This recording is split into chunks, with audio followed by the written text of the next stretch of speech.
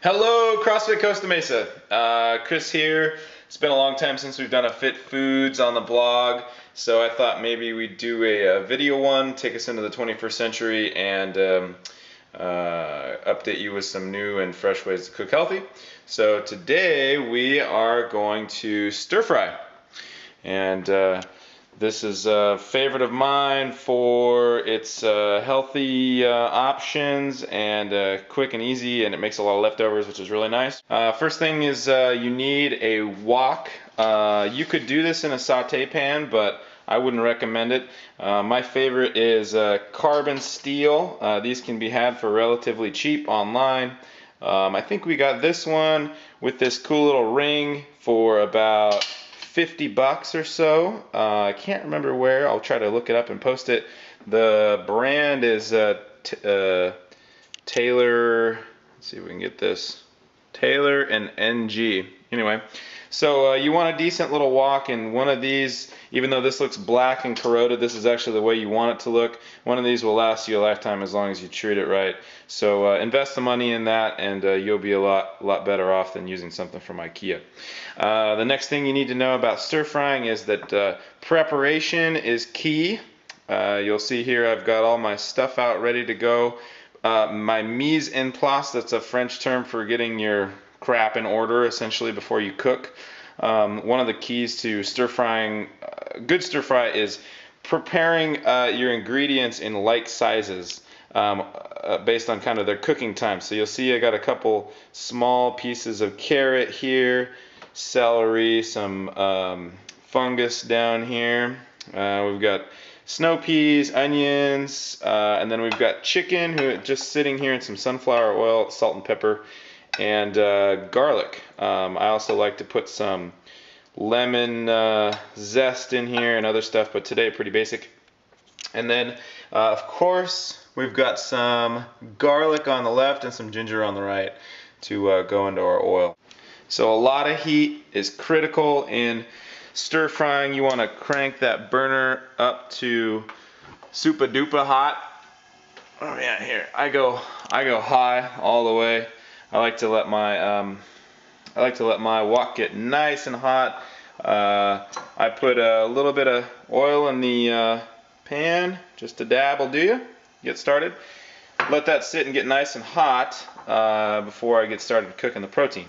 Now, oil is an important part of the wokking process or stir frying process, so we want to be healthy, right? So we want to choose a reasonable oil that will cook at high heat and not kill us. So sunflower oil is my choice.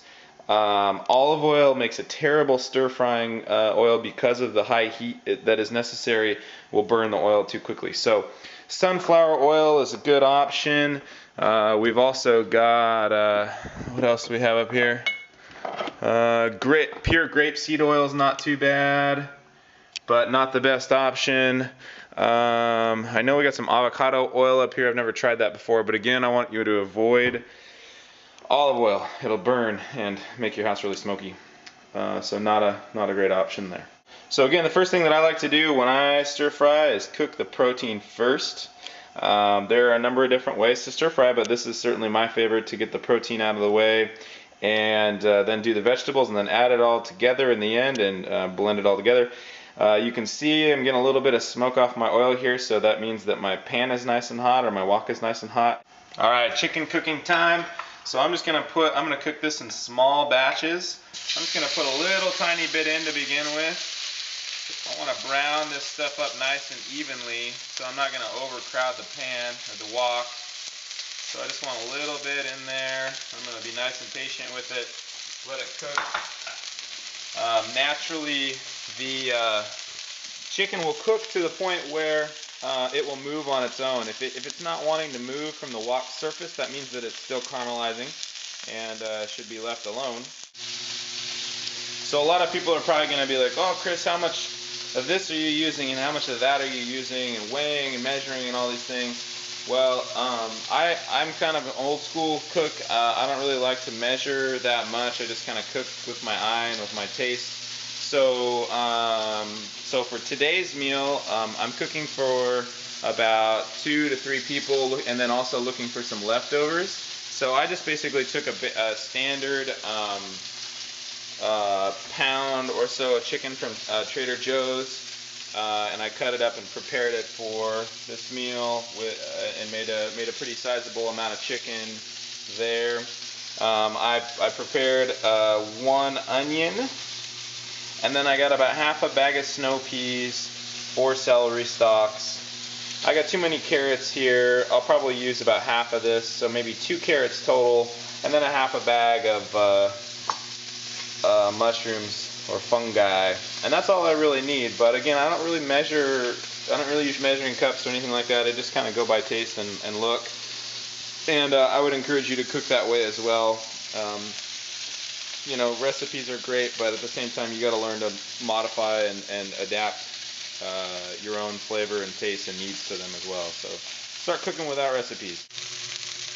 So I've left these sit for about 2 minutes on that side, and I could have gone a little bit longer, but that's okay. Just kind of moving them around, trying to get all sides browned. Try to get them flipped over so that the pink is down now, and browning that side off. You can stir fry anything, beef, chicken, turkey. I would not recommend fish, but it's a possibility. The key is just preparing the protein properly, and how about that for a little alliteration? Prepare your protein properly. So again, just like the vegetables, they've been cut into pretty equal pieces. Very important in the cooking process, so you cook them evenly, so you don't have to get crazy zone diet and weigh and measure each piece, but it would help. It would be very helpful for you up front to learn how to cut items into similar sizes. The other thing you want to know about protein is tempering the meat. So when you have a piece of meat that comes straight out of the fridge, it's kind of cold or maybe partially frozen, and you don't want to cook a partially frozen piece of meat or a really cold piece of meat, because the outside will cook quickly and the inside will remain cold. So I like to prepare the meat or the protein that we're having for the day, and then I'll generally leave it out on the counter for anywhere from half an hour to an hour and a half. And you don't have to worry about bacteria or anything like that, because you're going to be throwing it on a hot grill or hot pan, so don't sweat that. But generally you want to bring your protein up to about room temperature before you cook it. Alright, so our protein's just about done here. Notice that I'm just kind of wrapping that up, setting it all off to the side, and you'll notice that the more we cook, the more sort of color we're getting on that meat. Color equals flavor, especially in chicken. So finish all of that up, set it aside, let it rest. Alright, it's vegetable time. So we got the pan kind of cleaned out, a little bit more oil in there, heating back up. We got the chopped onions first, which is going to help us kind of deglaze the wok and kind of clean that thing up a little bit. And so I'm going to start just by putting a pretty good sized handful in there. We don't want to cool the wok off too much, so I'm just going to kind of keep adding in batches. You know it's not too cool if you hear a little every time, that little, a little too cold there, but you really want to hear those things sizzle when they hit the wok. I like to do onions first. Some people do carrots first, but I don't know. It doesn't really matter. Don't get too stuck on what I tell you to do. Don't be afraid to experiment with your cooking and kind of come up with the way you like to do things best, because at the end of the day, what matters is how you feel about it, not how I feel about it. So this is just my strategy. Onions first, then carrots. So I got them in here with maybe a tablespoon of oil.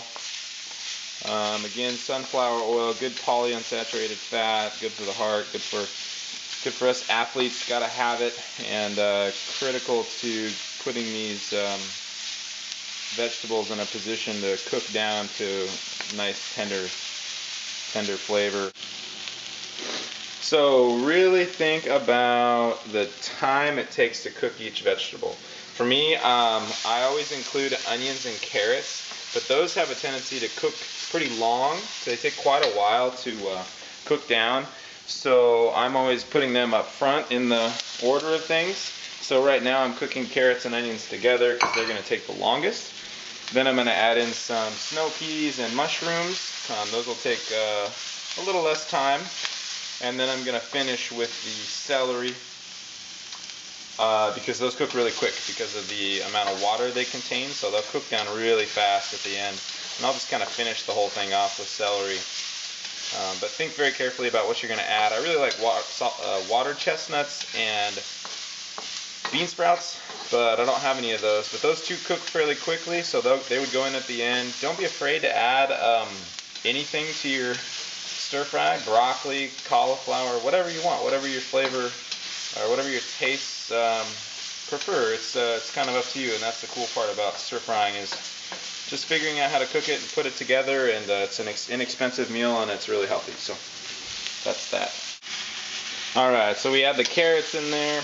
We had the onions going for maybe 2 minutes, 3 minutes before I added in the carrots. Carrots and onions went for another 2 or 3 minutes. They were just starting to look kind of browned and in good shape. Let me see if I can get a close-up of one of them here. Yeah, so they were starting to look pretty good. So then it was time to add in the next set of ingredients, which is snow peas and mushrooms, or fungi. And I'm going to cook these down for another 2 or 3 minutes. I had to add a little bit more oil because we were getting kind of dry.